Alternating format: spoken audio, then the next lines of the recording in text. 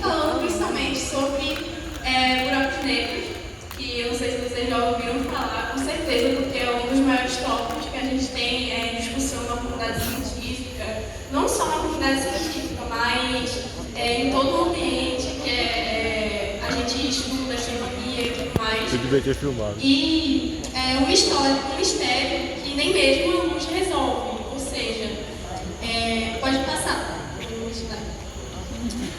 A ideia sobre buraco negro, ele começou lá para o século XVIII, em 1700 e pouco, por aí, quando ainda nem Einstein, Albert Einstein, um dos maiores cientistas da nossa história, nem tinha nascido ainda, a gente nem tinha a discernição, que era a luz exatamente, se era ela fóton, que é praticamente pequenos pacotes, partículas, ou se ela era uma onda eletromagnética. A gente não tinha essa distinção na época.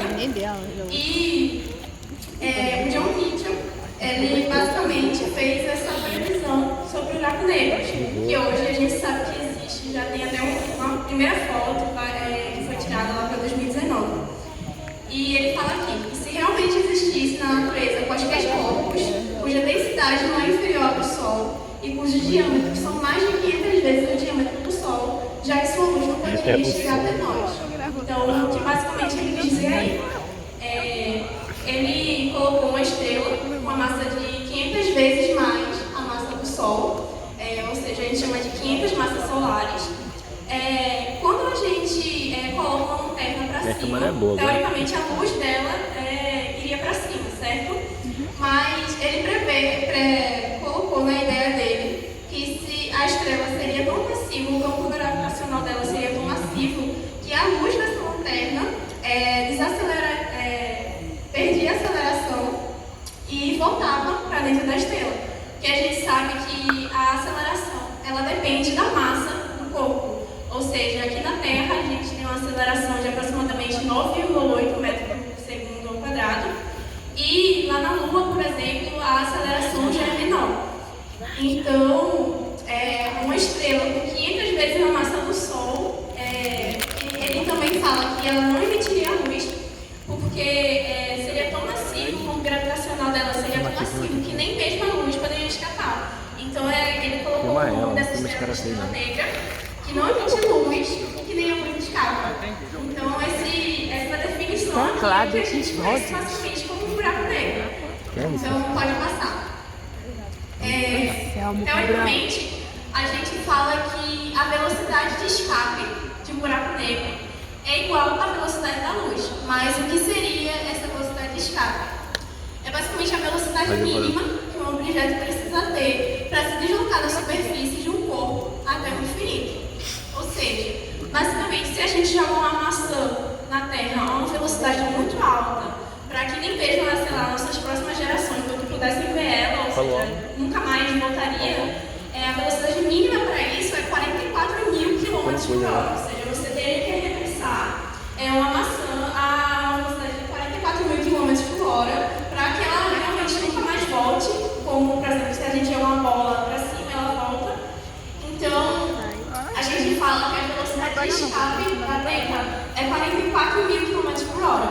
Então, em um buraco negro, a gente fala que a velocidade de escape dele é igual à velocidade da luz, que é basicamente a coisa mais rápida do universo, que é aproximadamente 300 mil km por hora. Ou seja, a luz, em um segundo, ela dá aproximadamente 8, 7 voltas na Terra, em um segundo. Então, no buraco negro, nem a luz consegue escapar. Pode passar. A gente tem aqui a foto de um buraco negro. O primeiro buraco negro que foi invisível, graças a Deus. Esse aqui é o buraco negro que fica no centro da nossa galáxia. E é basicamente esse círculo aqui preto, no meio dessas luzes laranjas aqui, não é o buraco negro de fato. Isso daqui se chama a sombra dele. Porque, basicamente, se a luz não consegue escapar dele, ele meio que se alimenta dela, absorve ela, então a gente não vai conseguir ver ele. Então, o que a gente está vendo ali no meio é a sombra desse buraco negro. Ao redor, a gente tem o chamado disco de acreção, que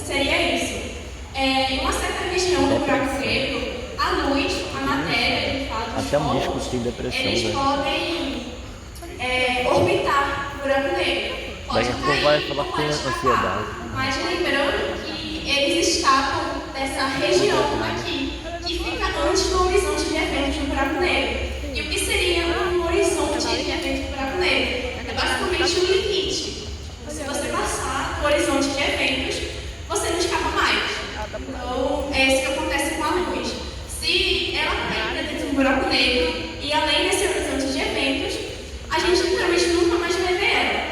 Então, esse daqui é chamado de disco de acreção, ou seja, a matéria ela ficou orbitando o buraco negro ali e essas manchas laranjas, não sei se dá para ver ao redor, que não é essa chama aqui, mas é umas bem fraquinhas, a gente chama de outflow, ou seja, é a matéria que está escapando do buraco negro, entre aspas, né? Porque ela está escapando dessa região externa dele e não de fato de dentro do buraco negro.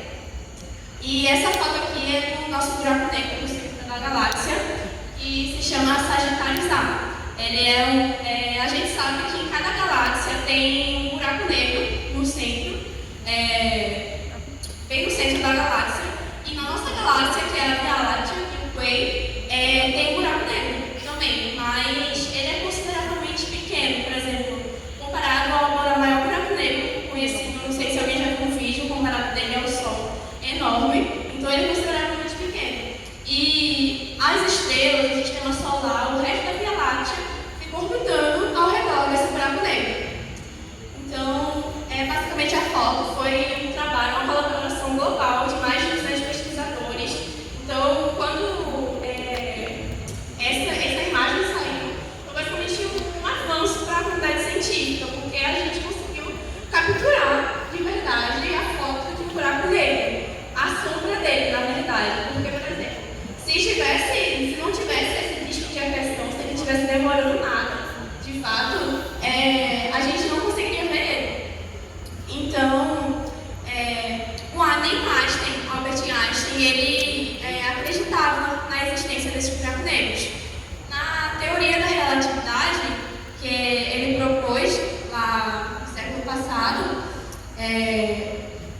nessa teoria, ele chegou a uma equação que depois foi comprovada por um homem que tem o sobrenome de Schwarzschild, que é um nome bem complicado, é um nome russo, que é um nome extenso.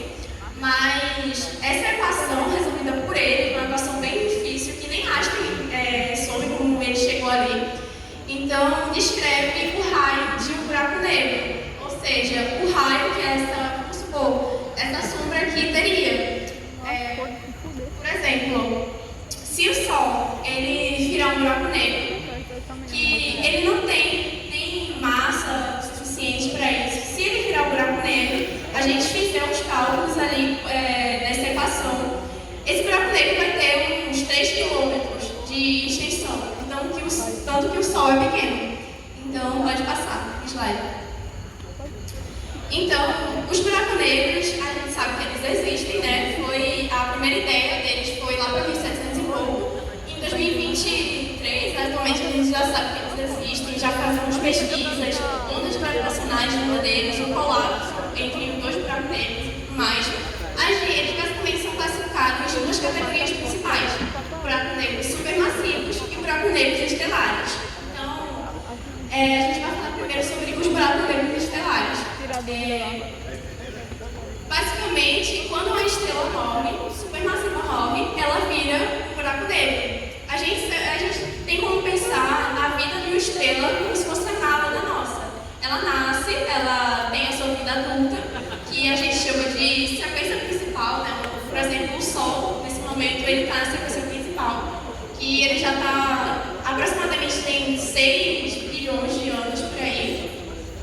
Então, e elas, no final, morrem. O Sol, ele não vai criar um buraco negro, porque ele não tem massa o suficiente para isso. Mas, por exemplo, estrelas com, sei lá, 10 vezes mais que a massa do Sol, vão virar um buraco negro.